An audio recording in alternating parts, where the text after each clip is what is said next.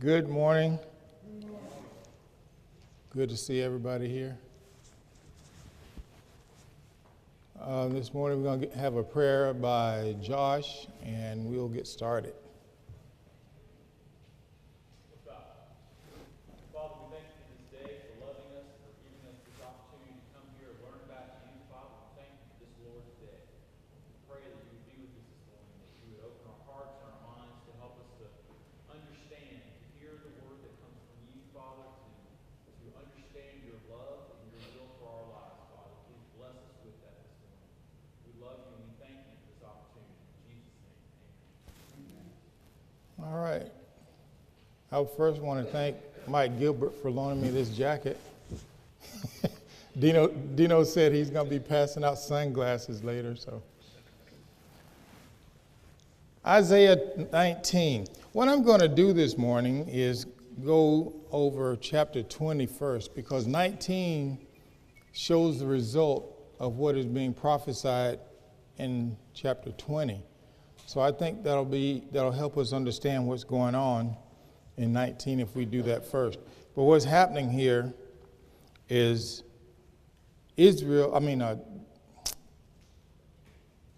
Egypt is being concerned here. God is going to have to take them down. And the difference is he's not using an army to do it. He's doing it himself from the inside out.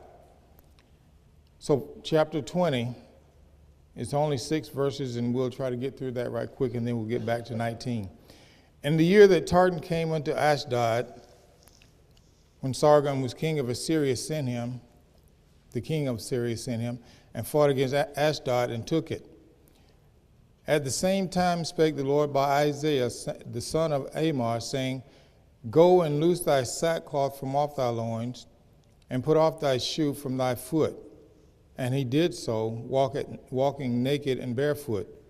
And the Lord said, Like as my servant Isaiah had walked naked and barefoot for 3 years for a sign and wonder upon Egypt and Ethiopia, so shall the king of Assyria lead away the Egyptian prisoners and the Ethiopian captives, young and old, naked and barefoot, even with their buttocks uncovered, to the shame of Egypt. And they shall be afraid and ashamed of Ethiopia, their expectation, and of Egypt, their glory. And the inhabitants of this isle shall say in that day, Behold, such is our expectation, where we flee for help to be delivered from the king of Assyria. How shall we escape? So again, he's talking about Ethiopia and Egypt. He's given the timeline here in the year that Tartan came to Ashdod and took it. And the same time spake the Lord unto Isaiah, saying, Loose thy sackcloth. There are several different takes on this, saying that Isaiah wore sackcloth and ashes to show his mourning for the state of affairs at that time when it concerned the Israelites. All of the prophecies that he had made to them, and they had fallen on deaf ears. He mourned for them. In the earlier chapter, it says that he had tears for them. He'll shed tears for their fate. And the Lord told him to walk around in his underwear. It says naked, but in his underwear, he took off the sackcloth, took off his sandals, and he walked around as a sign to the people who were going to be taken prisoners by the Assyrians. He said he did this for a period of 3 years. There's even various discussions on that. Was it 3 actual years? Was it 3 days? What was the sign for that? But the main thing is that God told him to do it as a sign to those that are going to be captured by Assyria and taken off as prisoners. And the Lord says, Like as my servant Isaiah has walked naked and barefoot for 3 years for a sign and wonder upon Egypt and unto Ethiopia, so shall the king of Assyria lead the Egyptian prisoners and the Egyptians captive. Again, this is the way that they're going to be taken. There's not going to be time to get dressed. You know, when people are arrested by the police, do y'all give them time to get dressed? So this is the case here. They're going to be overtaken quickly. We'll see in verse 19, chapter 19. And take the Ethiopian prisoners captives, young and old, naked and barefoot, even their buttocks uncovered, to the shame of Egypt. Now, Egypt was a prideful nation. You know, they were situated right there in the trade route, and, you know, they prided themselves on all that they had, the glory of Egypt. And to be taken prisoner in this state was an utter embarrassment to them. You talk about shaving beards and hair and all that being a sign of embarrassment or sign of mourning, but the nakedness of them is even more pronounced. And they shall be afraid and ashamed of Ethiopia, their expectation, and of Egypt, their glory. These two cities were the major cities, and others looked to them for support. They traded with them, and they looked to them as a source of strength, a source of protection, but none of that happened. They said that they were taken naked and barefoot, and they shall be afraid and ashamed of Ethiopia, their expectation, and of Egypt, their glory. Their expectation is the power. Ethiopia fielded a very powerful army, and Egypt, again, was a city that everybody looked to for protection, among other things. And the inhabitants of this isle shall say in that day, behold, such is our expectation.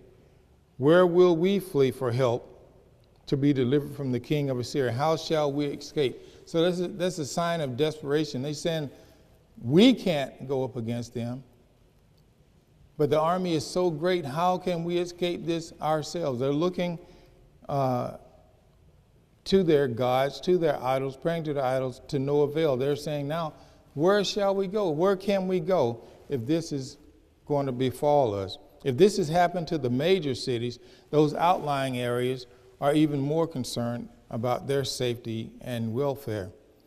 So that's how this thing is going to happen. Now, let's go back to chapter 19 and see the results of what's happening. Verse 1, the burden of Egypt, the prophecy against Egypt. Behold, the Lord rideth upon a swift cloud, and shall come into Egypt, and the idols of Egypt shall be moved at his presence, and the heart of Egypt shall melt in the midst of it. The difference here is, in times past, God had called various armies to punish whomever he saw fit to punish. But this is different. He says, going on down here, he said, the Lord rideth upon a swift cloud, and shall come into Egypt, and the idols of Egypt shall be moved at his presence, and the heart of Egypt shall melt in the midst of it. What he's saying here is, I'm going to do it myself. I'm going to come in on the clouds, far above any reaches of any army, where there's no defense, no retaliation. I am the Lord. I'm going to do it myself. We know from that the judgment is righteous. We know from that the judgment is pure, and that they deserve whatever is to come. And he's attacking them in the very things that they put their trust in, their faith in. They have removed their trust and faith from God and put it in idols, put it in their cities, put it in their government and each other, their leaders and all those. And he says, when I come, the idols of Egypt shall be moved at his presence. What that's saying is, when he comes, he's going to come with such force and power that they are going to be afraid to run to their idols. They will no longer run to the hills and pray to the idols for relief, because this is God that is coming, that is doing this to us. They'll be moved at his presence, and the heart, the courage, the power,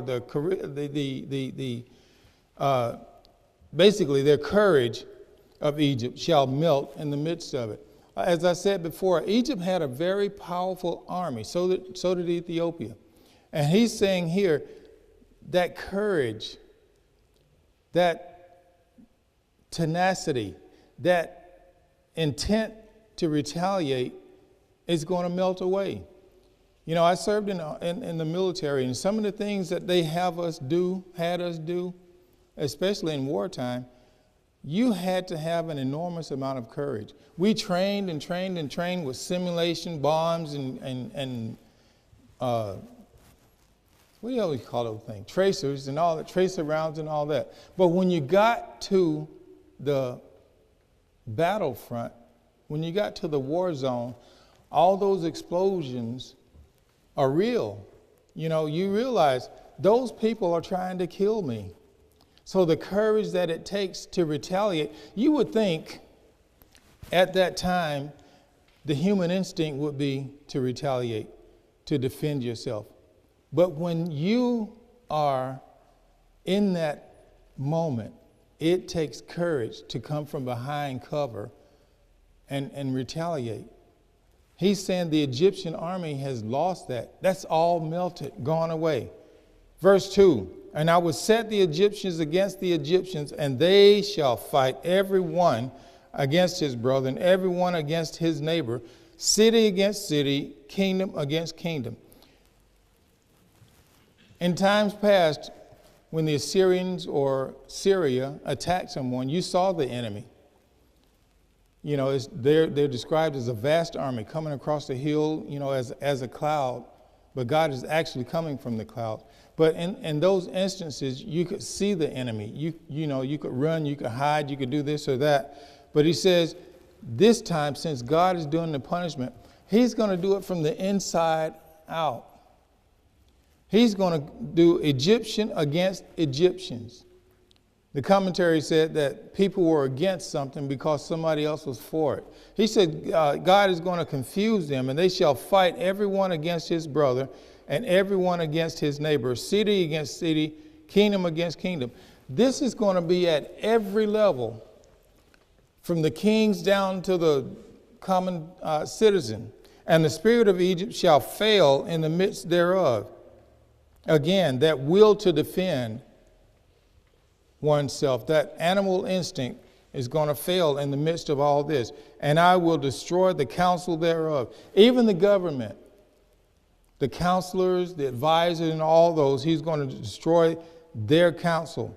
It said that they were running around like drunk men, trying to put one foot in front of the other. He says he's going to destroy that. They won't even be able to forecast what's coming. In military warfare, you want to be able to try to anticipate where the enemies are going to move, their formations, their attack methods, and things like that. But he said their counsel can't even see further than than themselves, really, because the further we get into this, you'll notice how they are only seeking to do their own counsel. He says to the idols and to the charmers and to them that have familiar spirits and to the wizards. They shall seek out these. This is what God has punished Israel for. This is what God has punished other nations for. Because they built idols. They have the soothsayers. They have the palm readers and all that, those kind of people. And he says these people are going to be running to them, trying to get relief, trying to find out what to do, trying to find out what's going on. And he says those that have familiar spirits and to the wizards. But the Egyptians will give over into the hand, and the Egyptians will I give over into the hand of a cruel Lord, and a fierce king shall rule over them, saith the Lord of hosts. He's saying here, I'm even going to confuse your leaders. I'm going to confound your leaders, and you are going to be subject to them. I'm going to hand them over to you. Don't come to me for relief. When God said, when you come to me and you are mine, I will hear your prayers. This is what he tells them later. I will hear your prayers. But when you come to me concerning a leader that you have put in place, then I will not hear you. So he's saying here, I will put you in, I will allow these people to rule however they will. Because earlier he said, I am going to ruin your counsel. I'm going to ruin your leadership. kingdom against kingdom. Every level of of Egypt, every level from the king on down, are all going to be for themselves. I'm going to ruin your counsel. I'm going to ruin your leadership. And I'm going to allow you to exist under that cruel leadership. And a fierce king shall rule over them, said the Lord of hosts. Verse 5, and the waters shall fail from the sea, and the river shall be wasted and dried up. Now, remember, Egypt is not receiving rain because they did not want to go to Jerusalem to the Feast of Tabernacles. And that was a punishment that God gave them. So the rivers were the only way that they could, conduct agriculture and, sustain themselves with water. So when the rivers dried up, they were in a bad fix. Remember, fishing was one of the major occupations at that time. They complained back in Numbers. They said, we used to eat fish daily, freely, but now we can't. We can't even get it to buy. So when the rivers dried up, that's a major, major issue with them because everything depended on that water source because they didn't get any rain from heaven. And the water shall fail from the sea, and the rivers shall be wasted and dried up. So there's their farming, there's their vineyards. All of those things are dried up now. And even the fish, the source of sustenance, is gone. Now, some people tried to get around this by building ponds and all that, but they still ran into problems. Where were they going to get water to fill the ponds? And if they got that, where were they going to get the fish to restock the ponds that they built?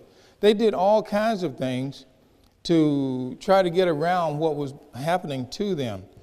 And the paper reads, by the brooks, verse 7, by the mouth of the brooks, and everything sown beside the brook shall wither and be driven away and be no more. Again, the water dries up. That's the whole of their existence. And it's saying here, all those things that are planted near the water are going to be dried up, let alone the crops that are, some distance away from the farmers. He says, all of this is going to be desolate. The fishers also shall mourn, and they shall cast angle into the brook and shall lament, and they shall spread nets upon the water and shall languish. They're going to continue to try to fish because, like I said, that's one of their major food sources. But he says here, they're going to still try to cast nets and angles, rods out there, but there's not going to be anything there. There's no water there. No water there. Egypt was situated, it was called at one time the dragon between the rivers because the rivers protected them from access by other armies. And now if an army attacked, they could just come walk across on dry land. That's another reason that the water source and these rivers were so important to them for sustenance and for defense. Verse 9. Moreover, they that work in fine flax, and they that weave networks shall be confounded. And they shall be broken in the purposes thereof, all that make sluices and ponds for the fish. Verse 9, they shall work in fine flax. Another of their industries was creating silk and other things like that. And it's saying here, those that work in fine flax, they shall weave networks, shall be confounded. One of the strengths of an economy is having its people employed, gainfully employed. That is the source of it. Now, it said when these people are out of work, then it goes upward. The professors, the professional white-collar workers are soon to be affected, and even the government will be affected because it has no source of income from taxation and things like that. But he's saying that these people, won't have anything to do. There's no source for supplies, and even if they got the supplies, nobody would buy them. They would have nowhere to sell them, nowhere to export them to. And they shall be broken in the purposes thereof. That's what that means. Can't get the supplies to make these things, and they have no one to sell them to, disrupting the economy. All the things that they relied on are being taken away from them, from the inside out. This is not from arrows and bows and swords and all those kind of things that they were used to, but this is God putting them against themselves from the inside out. Every man against every man, every kingdom against every kingdom. Total confusion. Remember back in the pandemic when it first hit and everything was shut down, there was total confusion. Should we shut down? Should we not shut down? Should we wear a mask? Should we not wear a mask? People can't make money, can't pay bills. They had to come up with ways to subsidize rents and things like that. This is even worse than that because they had nothing to work with. And if they somehow scrounged out the supplies to make whatever goods they were making, there was nobody to buy. Verse 10, that's what it's saying. And they shall be broken in the purposes thereof. All that make sluices and ponds for fish.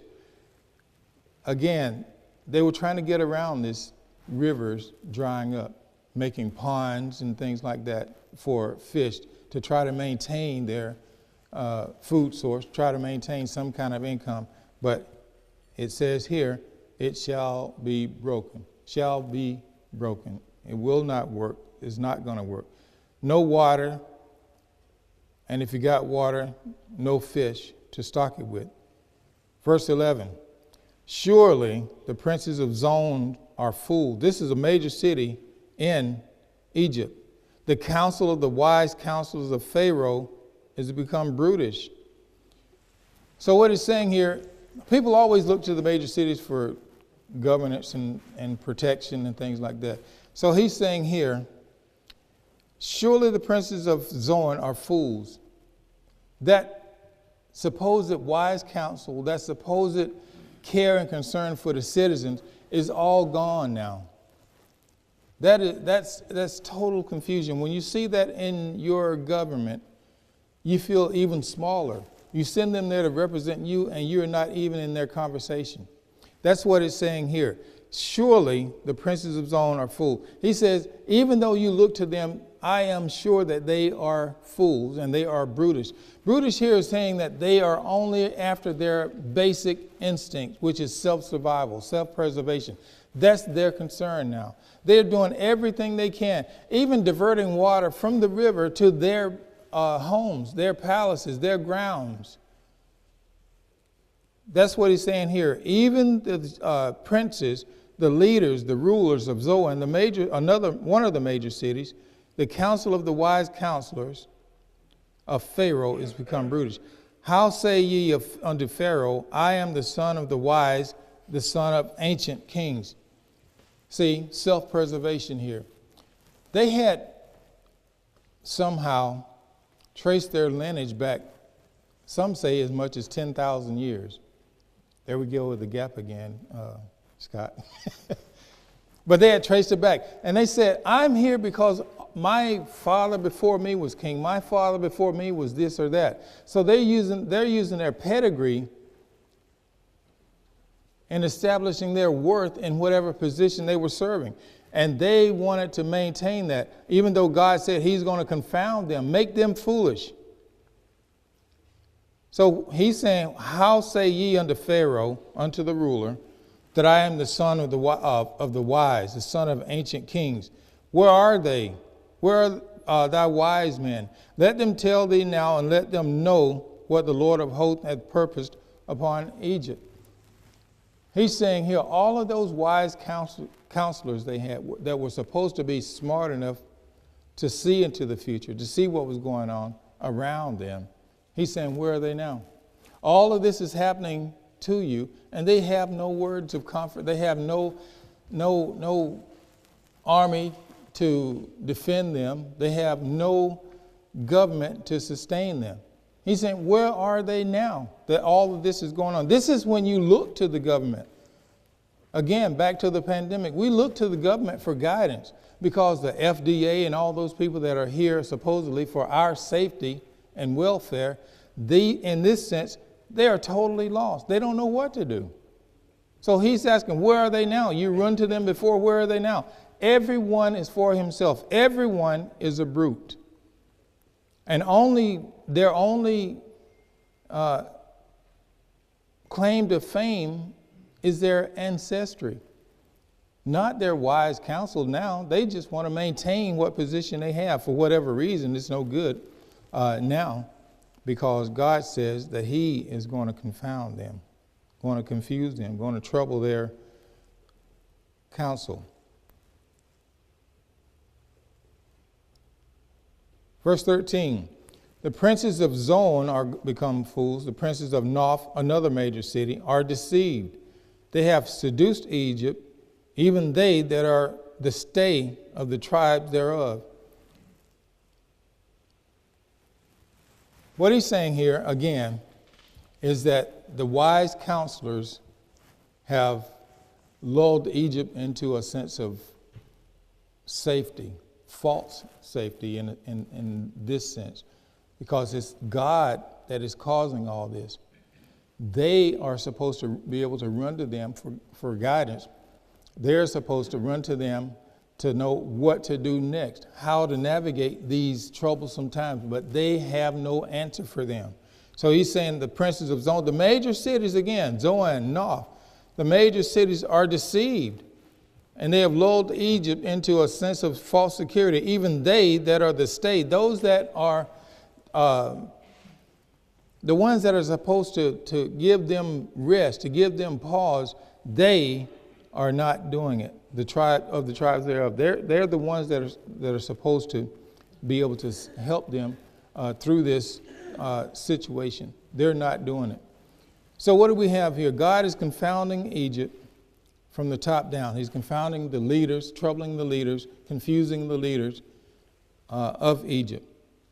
And they in turn turn inward, trying to sustain themselves. God is attacking everything that they trusted in, the government, the water source, for sustenance, the government for defense and leadership. All of that is gone now. So every man is for himself.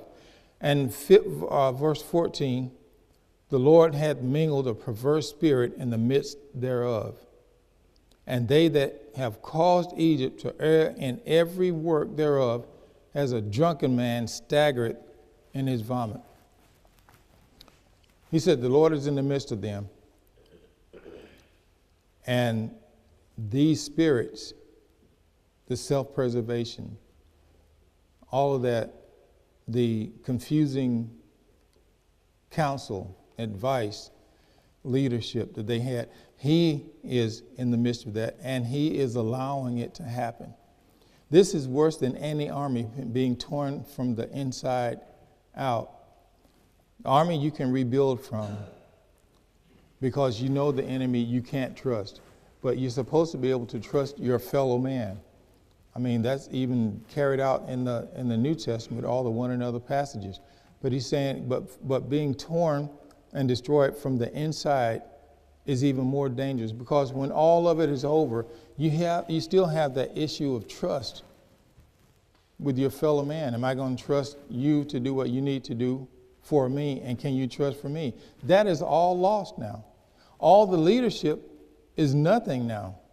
They've been confused from the start of this.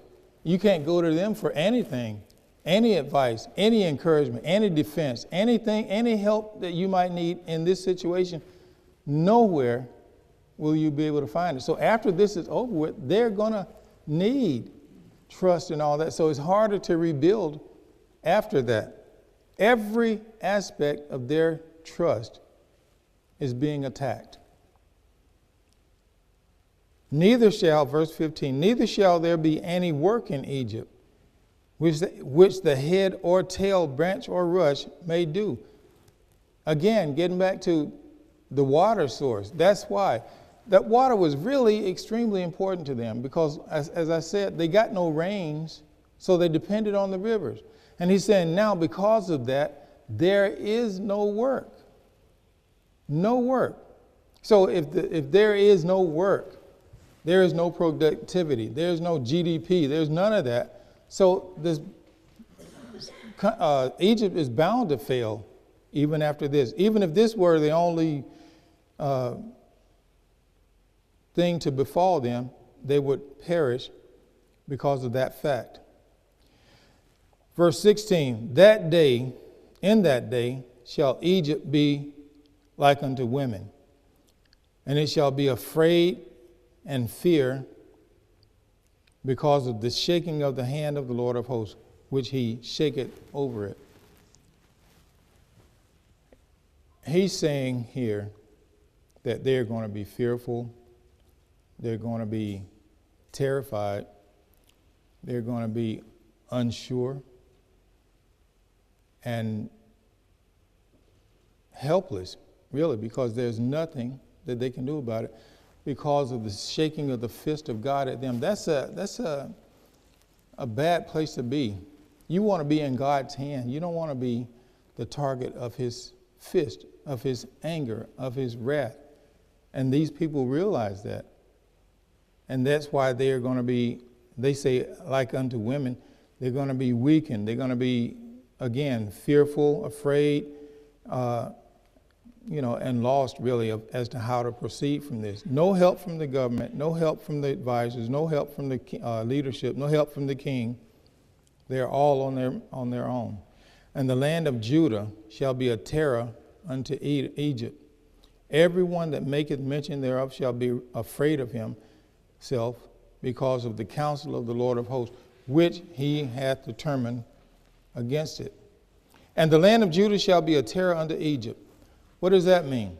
It means after Judah has undergone several disciplinary cycles with various armies, it has left them destitute. But there is that remnant still. Let's not forget that. But Egypt is looking to Judah now, saying, if that happened to God's people, what will happen to us? What's going to happen to us? We have no outlook. So what, that's the terror. If God allows his people to be disciplined in that way, and now God is upon us, we are surely in trouble. Everyone that maketh mention thereof shall be afraid of himself, or afraid for himself, because they see what happened to Egypt. They see what the wrath of God actually looks like. Verse 18. In that day, 5 cities in the land of Egypt speak the language of Canaan. Now, this is a turning point. We've seen the destruction. We've seen the utter chaos that they've had to endure. And this is the turning point. Remember, God has a pattern. He wants you to do certain things. And if you don't do certain things, you're going to be punished. But even in that punishment, he provides hope. He provides deliverance for those people, for the target, whoever the target might be. In this case, it's Israel. And what he's saying here is, in that day shall 5 cities in the land of Egypt speak the language of Canaan and swear to the Lord of hosts, one shall be called the city of destruction. Remember when Judah was going through their dilemma, a lot of Israelites escaped to Egypt. And they took with them the word of God. They took with them the desires that God had for them. And they boldly spread in amongst the Egyptians. And a lot of them were converted to join the Israelites. And that's what it's saying here. They are going to be so great at doing this that the followers of God are going to fill 5 cities, 5 of the major cities in the land of Egypt, and they shall speak the language of Canaan. Now, at this time, the Egyptians there spoke old Egyptian, and in Canaan they spoke Hebrew. And the only way they could talk to each other was through translators. But now he's saying, and in that day, that they all will speak the language of Canaan. They will all understand each other. They will all be able to get along with each other without interpreters being present. And as a result of that conversion, they swear to the Lord of hosts, one shall be called the city of destruction. Now, out of those 5, as I understand it, there's always one that will not convert. And that city is going to be called the city of destruction. But the main point here is, it says that as a result of the Israelites coming into Egypt and spreading what God will have them to do, and they are converting or bringing Egyptians into the fold of the Israelites, of God's chosen people. He's saying those people that are being converted will swear or vow an oath to God, make a covenant to God. Not just know God, not just be aware that there is a God, but they will actually know God. And how do I know that? Because it says they're making a vow, and they are going to keep that vow that they make with him. That's the power of, in our day and time, that's the power of the gospel. Josh asked me a question last week about, I think it was a situational question as I understood it, is the way the world is now, are we going to be held accountable for, the condition? And I've had time to think about that, and I still think that if we, each of us, were to take it upon ourselves as if it depended on us, if we were to combat that with God's word, I think the change would be evident. I really do believe that, especially in this age of social media where everybody's got an opinion on something. But the disturbing thing is that it's going the other way. I see comments made by people who are Christians, and they shouldn't be made that way. They shouldn't be speaking like that. They shouldn't have those type opinions. And how does that tie with Isaiah? With all of the destruction going on, with all of the desolation around them, they still maintained that desire, that urge, that impetus to spread God's news to the Egyptians. Now you got to think, the Egyptians, the Assyrians, and all those, they warred against each other, but each of them warred against Judah. But Judah, that remnant, still had the desire to bring God's news to them. Judah still had that desire to bring that news to the Egyptians. And as a result, he says that 5 cities were filled by the converts. And they were true converts because they vowed a vow and they kept that vow. And that's what we need to learn from this. Once we become a Christian, come up out of the water, we are a new creature, and we need to behave ourselves as such. We need not let the world decide who we are.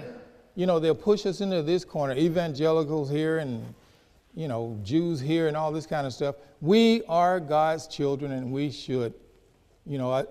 Isaiah says that let the redeemed say so. And that word is from the Hebrew that says we should boast. We should say it loudly and proudly that we are God's children. And the Judeans felt that way, and they wanted to spread it. There was a hope that they had that they wanted to share with the others, and it worked. Verse 19, in that day there shall be an altar to the Lord in the midst of the land of Egypt, and a pillar at the border thereof to the Lord. What this is saying here is spiritually, because remember Moses said there will only be one temple built, and that's in Jerusalem. So he's speaking spiritually here. He's talking about personal sacrifices that should be made as a result of the vows that they made and the personal covenants that they made with God. He says, there shall be an altar to the Lord in the midst of the land of Egypt. And that is the converts. That's the converts that he's talking about there. And physically, he said, a pillar at the border thereof to the Lord. Anybody that comes into Egypt now, as a result of this conversion, they will know who Egypt is worshiping, because it'll be on a pillow at every entrance to the city. So they'll know they're not worshiping Chemosh or any other god that they've constructed. And it shall be for a sign, for a witness unto the Lord of hosts in the land of Egypt. For they shall cry unto the Lord because of the oppressors, and he shall send them a Savior, Jesus, and a great one, and he shall deliver them. He's pointing to Jesus again. And the Lord shall be known to Egypt, and the Egyptians shall know the Lord. See, he's making a point here that everybody's going to know who God is. But he's saying the Egyptians will know God intimately. Not just be aware of him, but intimately. They will know his power. They'll know his strength. They'll know his wrath if they cross him, if they disobey him, or if they rebel against him. But that's the distinction there. Not just knowing of him, but they will know him personally. And shall do sacrifice and oblation. Yea, they shall vow a vow unto the Lord and perform it. They're going to make a covenant with God, and their life is going to show it. They're going to be faithful to that covenant. This is symbolically of Jesus here. He's the ultimate sacrifice that was made for us. And we, being his followers, are going to sacrifice ourselves. Romans 12, amen, and other chapters, other verses tell us that we are to make a sacrifice of our body, of our means, of everything that is about us. Sacrifice it to the Lord. Do all that you do in word or deed in the name of the Lord, amen, sacrificing our own will. And the Lord shall smite Egypt, and he shall smite and heal it, and they shall return even to the Lord, and he shall be entreated of them and shall heal them. So it's saying here that the Lord, though he did this to Egypt, he's going to heal them. Remember, he disciplines, but he provides a way to return to him. He heals. He provides deliverance to them, and that's what he's doing here. Though I have confounded you, though I've torn your city, your country down from the inside out, everyone against everyone else, now the Judeans have come in, showing them what God is really like, showing them the one true God instead of all these idols that they used to worship. He's saying, now I'm going to heal you.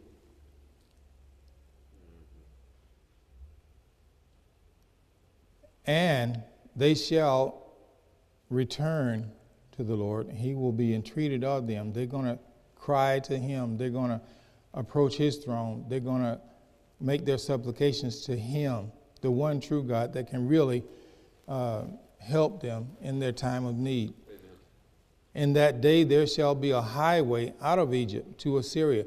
These are two enemies, sworn enemies against each other.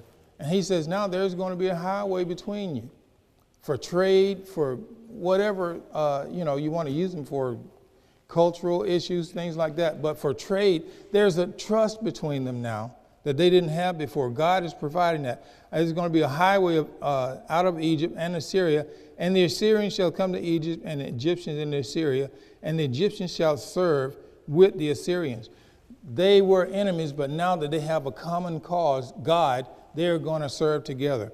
Whom the Lord of hosts shall bless, saying, blessed be Egypt, my people, and Assyria, the work of my hands, and in Israel, mine inheritance. He said, blessed be the citizens of Egypt, because of the work of the Judeans that came in and showed them the one true God. says they're going to work together now. They're going to be, and the picture here is that two sworn enemies who had an alliance at one time, and each of them at one time attacked Judah. But now Israel, Assyria are in league with God's people, Judah. That is the power of God changing people. That's what the message of that is. I can't believe I got through that. 1 minute over. So you start at 7:31 or 7:01 on Thank you again. I hope you got something out of this today, because to me there are powerful lessons in there, and I think we should all make it a part of our personal study in there. Thank you. Thanks again.